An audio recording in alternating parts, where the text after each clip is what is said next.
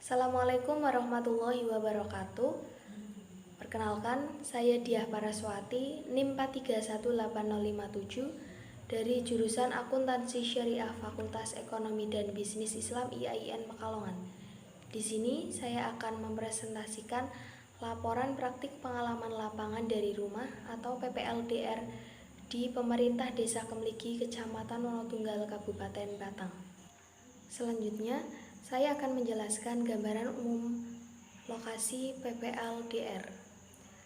Desa Kemligi adalah desa yang terletak di Kecamatan Wonotunggal, Kabupaten Batang, yang di sebelah utara berbatasan dengan Desa Sigayam, kemudian sebelah selatan berbatasan dengan Desa Sendang, sebelah timur berbatasan dengan Desa Simpar, dan sebelah barat berbatasan dengan Desa Wonotunggal. Mempunyai luas wilayah 139,63 hektar, kemudian jumlah penduduk 1.774 orang dengan kepadatan 1.270,50 per kilometer. Pemerintah desa adalah lembaga yang bertugas mengelola wilayah di tingkat desa yang bertugas dalam menyelenggarakan urusan pemerintahan, pembangunan, dan kemasyarakatan. Di Pemerintah Desa Kemligi terdiri atas 9 unit kerja yang terdiri dari Kepala Desa, Sekretaris Desa, Kepala Urusan Perencanaan, Kepala Urusan Umum, Kepala Urusan Keuangan, Kepala Seksi Pemerintahan, Kepala Seksi Pelayanan, dan Kepala Seksi Kesejahteraan, serta Kepala Dusun. Kemudian aktivitas dalam pelaksanaan PPLDR di Pemerintah Desa Kemligi, yaitu yang pertama ada pelayanan kependudukan yang ada di Pemerintah Desa Kemligi menggunakan aplikasi SIAR, yang artinya Sistem Informasi Administrasi dan Registrar, yang diterbitkan oleh Pemerintah Kabupaten Batang. Dengan menggunakan aplikasi SIAR ini diharapkan mampu meningkatkan kinerja perangkat desa dalam pelayanan masyarakat yang terkait dengan pelayanan administrasi surat menyurat ataupun pelayanan kependudukan yang lain, karena dalam aplikasi SIAR ini sudah memanfaatkan perkembangan teknologi informasi sehingga pelayanan tersebut tidak dilakukan secara manual, dan di dalam aplikasi ini sudah otomatis terdapat data-data penduduk secara lengkap dan akurat.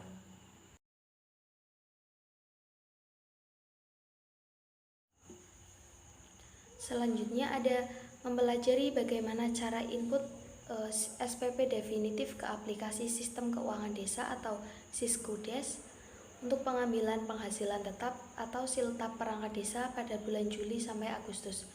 Dalam kegiatan ini sekaligus saya diberikan pemahaman terkait dengan implementasi aplikasi Siskudes, yang mana aplikasi ini penting untuk mengelola keuangan desa guna mewujudkan transparansi keuangan dan akuntabilitas pengelolaan keuangan yang ada di desa.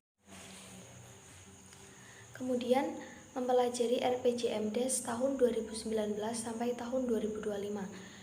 Dalam dokumen RPJMdes tahun 2019 sampai 2025 di Desa Kemligi itu berisi rencana pembangunan yang berjangka 6 tahun yang dijelaskan secara detail dengan sumber pembiayaan, rencana kegiatan, kemudian rencana kegiatan pembangunan desa sesuai rentang jabatan kepala desa, yang di dalamnya juga berisi visi misi kepala desa selama 6 tahun, dan penyusunan RPJMdes ini harus sesuai dengan visi misi yang dibuat oleh kepala desa.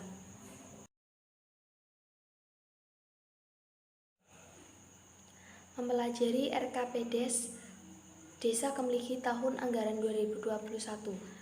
Dalam dokumen RKPdes Kemligi berisi rincian pembangunan pada tahun anggaran 2021 beserta rincian sumber pembiayaan untuk pembangunan di tahun tersebut. RKPdes Kemligi dibuat untuk dasar penyusunan APBdes yang kemudian diusulkan pemerintah desa ke pemerintah kabupaten. Kegiatan selanjutnya adalah membantu penyaluran bantuan langsung tunai dana desa, baik dalam menyiapkan data penerima dan penyalurannya. Kemudian membuat rencana anggaran biaya tahun anggaran 2021 pada bidang pembinaan kemasyarakatan desa untuk kegiatan pembangunan sarana dan prasarana kepemudaan.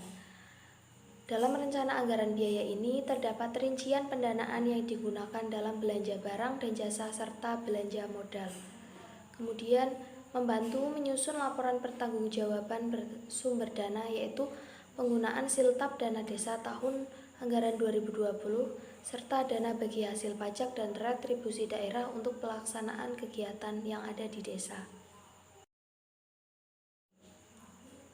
Kemudian input besaran pajak bumi dan bangunan yang terdapat di surat pemberitahuan pajak terutang atau SPPT yang oleh wajib pajak ke aplikasi EPBB.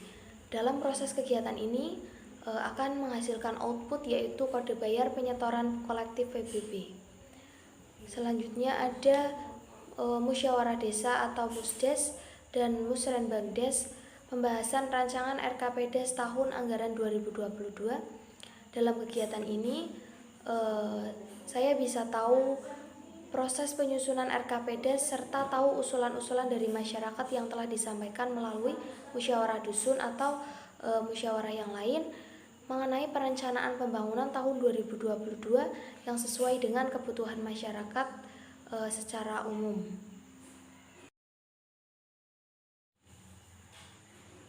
Kontribusi yang diberikan selama kegiatan PPL berlangsung demi perubahan kinerja pemerintah desa. Yang pertama ada memberikan usulan untuk meningkatkan kinerja perangkat desa dan pelayanan masyarakat dengan melaksanakan kegiatan pelatihan pengoperasian komputer dasar. Yang kedua ada memberikan usulan terkait dengan pembuatan sosial media pemerintah desa sebagai wadah edukasi, pemberitaan, dan publikasi kegiatan yang ada di desa. Memberikan usulan untuk membuat website pemerintah desa, karena dengan mempunyai website ini diharapkan akan memudahkan masyarakat pada umumnya atau publik untuk kepentingan akademis yang lain dalam mengakses data desa yang berkaitan dengan informasi umum desa, kependudukan, ataupun terkait dengan kinerja keuangan pemerintah desa. Adanya website pemerintah desa sendiri itu diharapkan bisa mewujudkan transparansi dan tanggung jawab pemerintah desa dalam pengelolaan keuangannya kepada publik. Kontribusi yang lain adalah memberikan sosialisasi kepada perangkat desa untuk memahami kembali buku kerja penyelenggaraan pemerintah desa agar kinerja perangkat desa memiliki sesuai dengan administrasi serta tugas pokok dan fungsinya, dan untuk menghindari terjadinya rangkap tugas pokok atau fungsi dari perangkat desa itu sendiri. Yang terakhir ada kemudian ada merealisasikan usulan pada minggu ketiga, yaitu pembuatan sosial media berupa Instagram untuk publikasi kegiatan yang ada di desa atau pemberitaan yang lain ataupun untuk edukasi kepada masyarakat.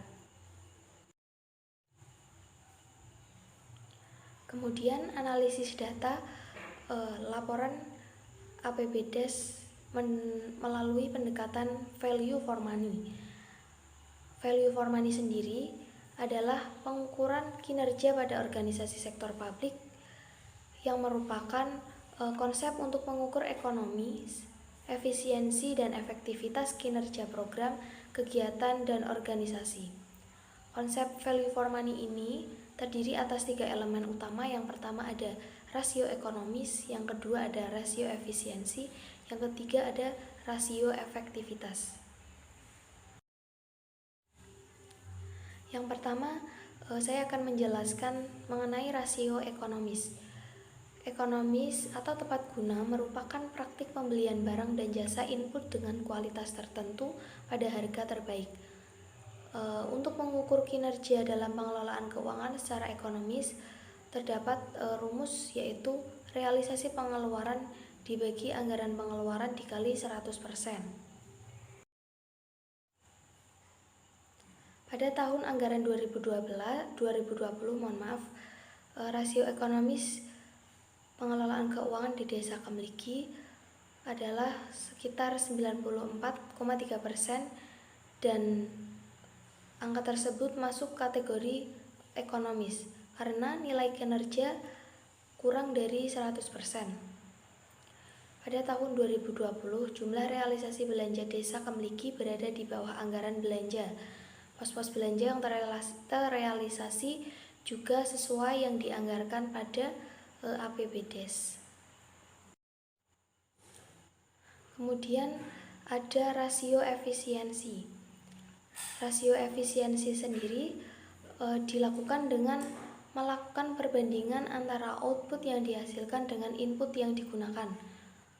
Untuk mengukur kinerja dalam pengelolaan keuangan desa, rasio efisiensi diukur melalui indikator yang pertama, indikator realisasi pengeluaran dibagi dengan realisasi pendapatan dikali 100%.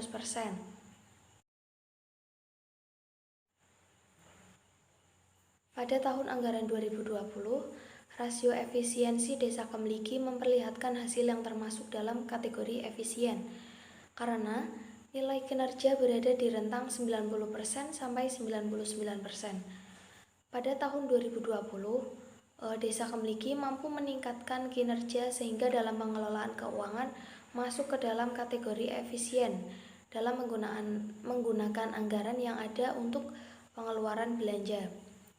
Tingkat efisiensi ini dilihat dari adanya surplus pada akhir tahun anggaran sebesar Rp71.773.600.